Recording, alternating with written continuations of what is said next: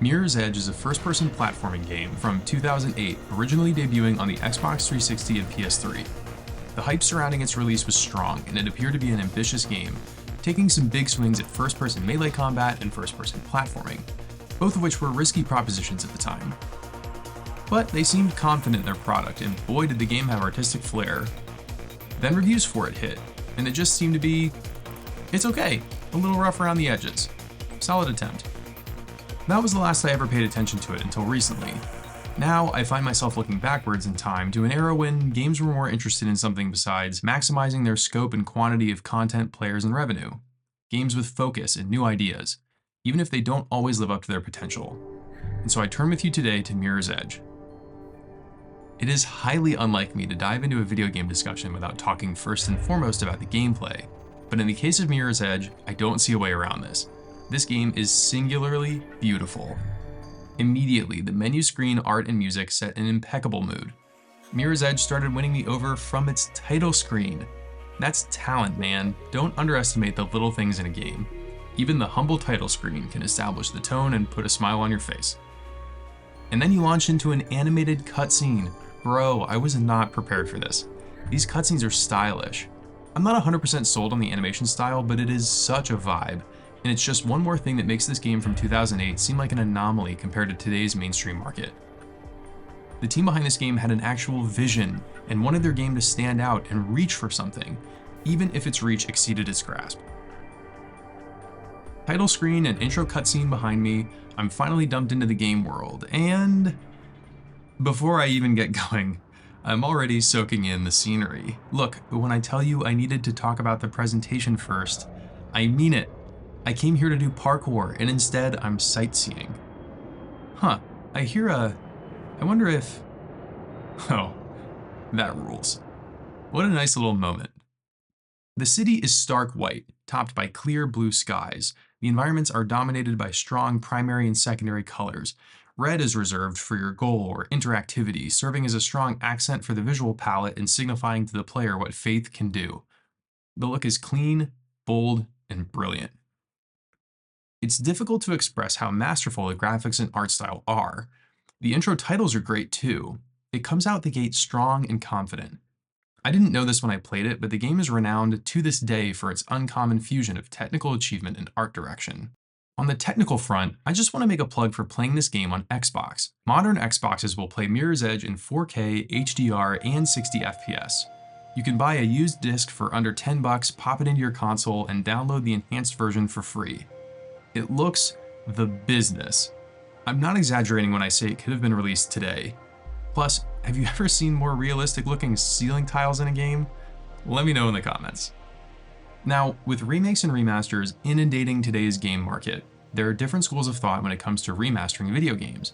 And while this isn't always going to be an option, Mirror's Edge on Xbox is a textbook argument for bringing the resolution and performance up to modern standards, while leaving the actual visual design untouched. Modifying old games to push a modern resolution and aspect ratio is a good start. But it's not enough to push a 4K image if the image itself isn't aesthetically pleasing. The art style has to hold up. As I touched on earlier, and as you have now seen firsthand, the art design of Mirror's Edge is stunning. I read an anecdote on YouTube recently which said the developers intended the city to be more of a gritty, dirty look, but accidentally rendered an image without the dirty textures. They liked the clean, pristine look so much that they changed the entire art direction for the game in that style. Not only is that a fascinating story, but it helps demonstrate the importance of a coherent vision, even an unintentional one, to create something memorable and timeless. I'm going to get a little critical here, so I want to start my gameplay analysis by saying this. Mirror's Edge is absolutely worth playing. I stumbled my way through it in probably 5.5 hours, so between the low price point and a short time commitment, I have no reservations recommending it for a quick weekend, even if you never play it again. The tutorial gets you going. You learn that aside from timing your control inputs correctly, you also need to take advantage of the momentum you build up by running and not blowing any of your stunts.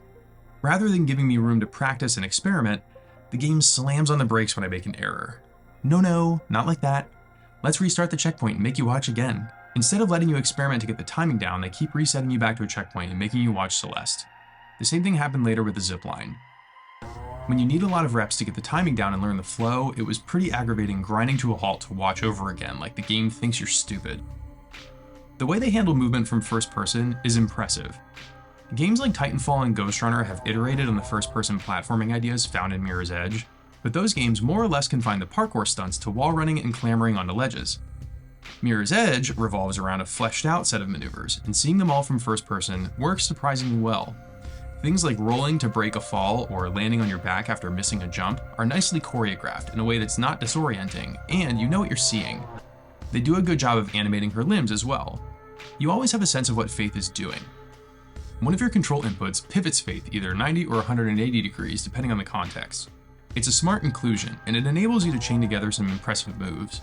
Once the controls and story are introduced, the game eases you into navigating one of the levels.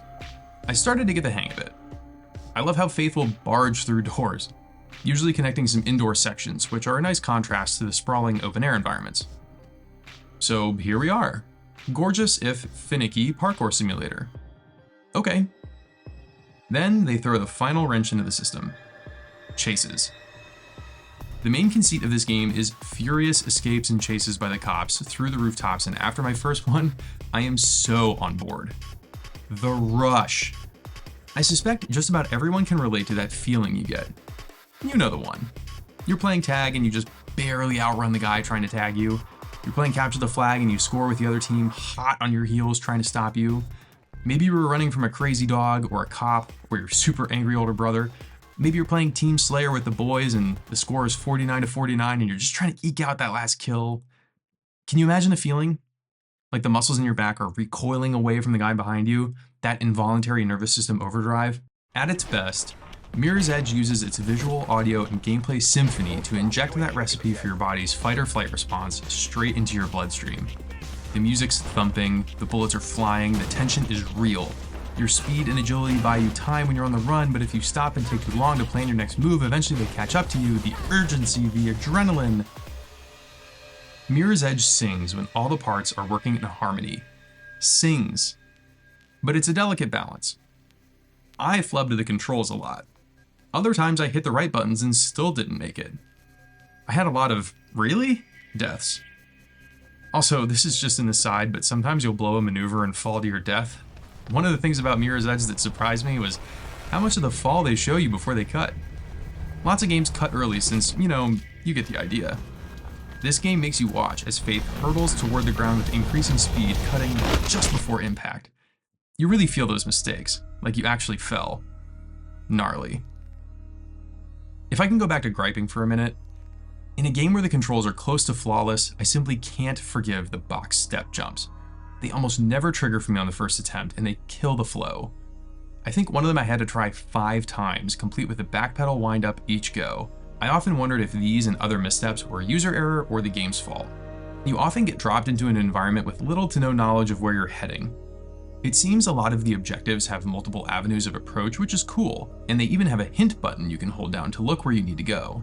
But even then, it's not always clear where to go or how to get there. Between missing critical jumps and being shot, I died a lot just trying to chart my course through a level. In other words, this was a lot of trial and error, which is a shame because it bogs the game down. If I thought the game was supposed to be about exploration, I'd be more lenient, but it's not.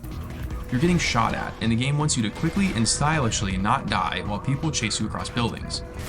That high-intensity drama fizzles out. You exchange fun for demoralization. The true alchemy of Mirror's Edge is when you know exactly what to do and perfectly nail the execution.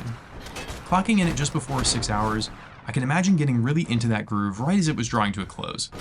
Before you start reaching for the keyboard to roast me in the comment section, I want to be clear and give the game its due. Some of the problems I've outlined are the game's fault. Many of them are mine. I'm happy to admit that if I played the game more than once, I would get better at it, become more familiar with its roots and its control quirks, and eventually produce the experience I believe it wanted me to have, but didn't uniformly deliver. Unfortunately, that wasn't my experience with this game. But I hope by clarifying that, I can be both fair to the game and also honest about my time with it. One thing I haven't touched on yet is the combat. It's okay. It's undeniably the weakest part of the game, and that's not necessarily a bad thing. The game wants you to avoid fighting as much as possible, until funneling you into a handful of encounters where you have to fight. You get a couple of punches and kicks at your disposal, most of which feel not quite right in the heat of the moment. If you're a champ, or if you activate the slow-mo at the right time, you can disarm enemies with a sweet knockout and make off with their gun. Guns are an interesting wrinkle in Mirror's Edge. Aiming controls are unwieldy, and while there is a modest aiming reticle, the interface features no other HUD elements. You won't know how much ammo you have until you run out and Faith chucks it aside. This is an astute design choice because it's consistent with the character as a lithe, nimble courier who isn't a marksman and would rather avoid a fight, and it encourages you as the player to align your gameplay with that characterization. Guns also weigh you down considerably, and Faith has to drop them before employing most of her moveset. Mirror's Edge has an okay story, it's fine. They tried harder than they needed to. All they needed to do was contrive a reason to do parkour in a pretty city, so they deserve some kudos for the effort. And the cutscenes are cool. The story is delivered like a hard-boiled detective narrative, fraught with nicknames like Jackknife, shady murders, and double crosses, but it got a little hard for me to follow and I eventually stopped trying. The sound design in Mirror's Edge is good. Sometimes scenes are quiet, with good Foley and faint car horns in the distance.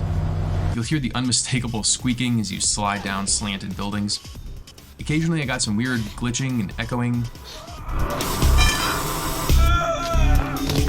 Better talk fast. I can see your hands starting to sweat. The mixing is off too. I attempted turning the music down to hear the dialogue better, to no avail.